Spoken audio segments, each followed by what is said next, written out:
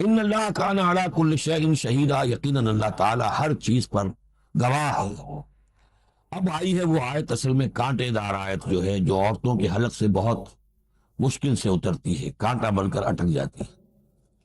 الرجال قوامون علی النساء، یہ تمہید تھی ساری، ایک سورہ بقرہ میں تمہید آ چکی تھی، علیہن لہن مثل الذی علیہن بالمعروف وللرجال علیہن درجہ، یہ کہہ کے بات چھوڑ دی۔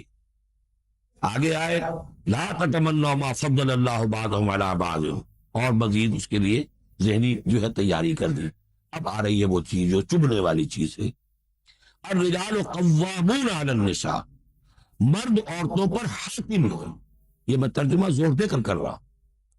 یہ قامہ جو ہے، قامہ جب علا کے ساتھ آئے گا تو کچھ اور معنی ہوں گے، قامہ بے کے ساتھ آئے گا کچھ اور معنی ہوں گے۔ قامہ بے کسی شے کو قائم کرنا، کونوا قوامین بالقسط، اسی سورہ مبارکہ میں آیت آ جائے گی، کونوا قوامین بالقسط، عدل کو قائم کرنے والے بن کر کھڑے ہو جاؤ۔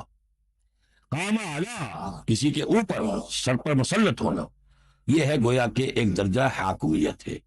گھر کے ادارے میں حاکم ہونے کی حیثیت مرد کو حاصل، سربراہ خاندان جو ہے وہ مرد ہے، عورت نہیں۔ عورت کو بہرحال اس کے ساتھ ایک وزیر کی حیثیت سے کام کرنا ہے، یہ ہے اس کا اصل رول۔ اسی لیے میں بیان کر چکا ہوں کہ وہ جو نسیان کا معاملہ تھا، اللہ تعالیٰ نے اس کے اندر، چونکہ یہ سیکنڈ رول پلے کرنا ہے اسے یقیناً اس کے جذبات کو زیادہ ٹھیس پہنچنے کا امکان رہے گا۔ آدمی کو، ہر انسان، مرد بھی چاہتا ہے میری بات چلے، عورت چاہتی ہے میری بات چلے۔ اب آخر کار کس کی بات چلے گی؟ یا تو دونوں کسی طریقے سے کسی مسئلے میں متفق ہو جائیں، اور عورت جو ہے بیوی اپنے شوہر کو دلیل سے، اپیل سے جس طرح قائل کر لے تو معاملہ ٹھیک ہو گیا۔ اب اگر نہیں ہو رہا معاملہ تو اب کس کی رائے چلے گی؟ مرد کی رائے چلے گی، تو کس کو اس سے ایک صدمہ پہنچے گا؟ عورت کو پہنچے گا۔ لیکن اس صدمے کا ہی جو ہے انفلوئنس، اس کو کم کرنے کے لیے سیفٹی والو، نسیان کا مادہ اللہ تعالیٰ نے عورت میں زیادہ رکھا، اسی لیے پھر اس قانون شہادت کے اندر ایک مرد کی جگہ 2 عورتوں کو وہاں پر اس کا نصاب رکھا گیا۔ الرجال قوامون علی النساء بما فضل اللہ بعضهم علی بعض۔ اب یہ دوسری بات ہے کہ اگر وہ شوہر حاکم ہو کر ظلم کرتا ہے، ان کے حق ادا نہیں کرتا، تو اللہ کے یہاں بڑی سخت پکڑ ہوگی، یہ تو دوسری بات ہے بالکل۔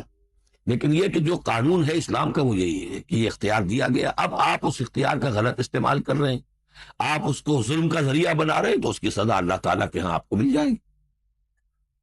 بما فضل اللہ بعضهم علی بعض، بسبب اس فضیلت کے جو اللہ نے بعض کو بعض پر دی ہے، وبما انفقوا من اموالہم، اور بسبب اس کے کہ جو وہ خرچ کرتے ہیں اپنے مال۔ اب دیکھیے یہ خرچ کرنے کا معاملہ اسلام میں شادی سے شروع ہو گیا۔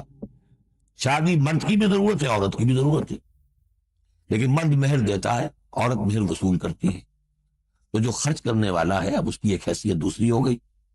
پھر گھر میں اس کا نان نفقہ پورا جو ہے، اس کا خرچہ، اس کی ذمہ داری، اس کو سپورٹ کرنا شوہر کے اوپر ہے، تو اب وہ مال خرچ کر رہے ہیں۔ بما انفقوا من اموالہم، فالصالحات، ہو تو نیک بیویاں کون ہیں؟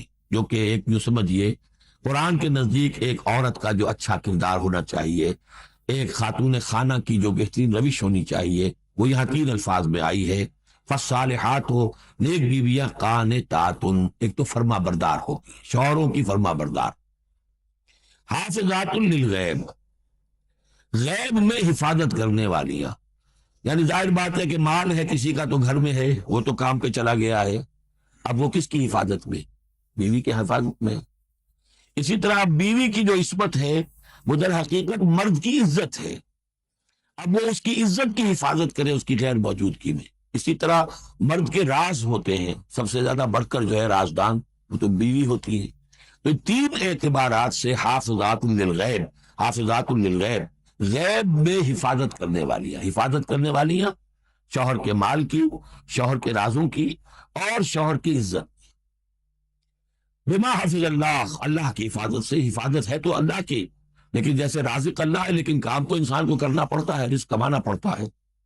واللاتی تخافون نشوزہن، اور وہ خواتین کے جن کے بارے میں تمہیں اندیشہ ہو جائے ان کے اندر سرکشی کا، ضد ہے، ہٹ درمی ہے، بات نہیں مان رہی ہے، اپنی بات منوانی ہے، کسی نہ کسی طریقے سے گھر کی فضا خراب کی ہوئی ہے، یہ ہے نشوز۔ ذہناً تسلیم نہ کرنا کہ میری حیثیت جو ہے وہ بہرحال شوہر کے تابع دار کی ہے. اس کو اگر تسلیم نہیں کریں گے تو ظاہر بات ہے فرکشن ہوگی، اور فرکشن جو ہے اس کے نتیجے کے اندر وہ گھر کے اندر جو ہے وہ ایک فساد پیدا ہوگا. واللاتی تخافون نشوزہن فعظوہن، تو ان کو پہلے تو نصیحت کرو.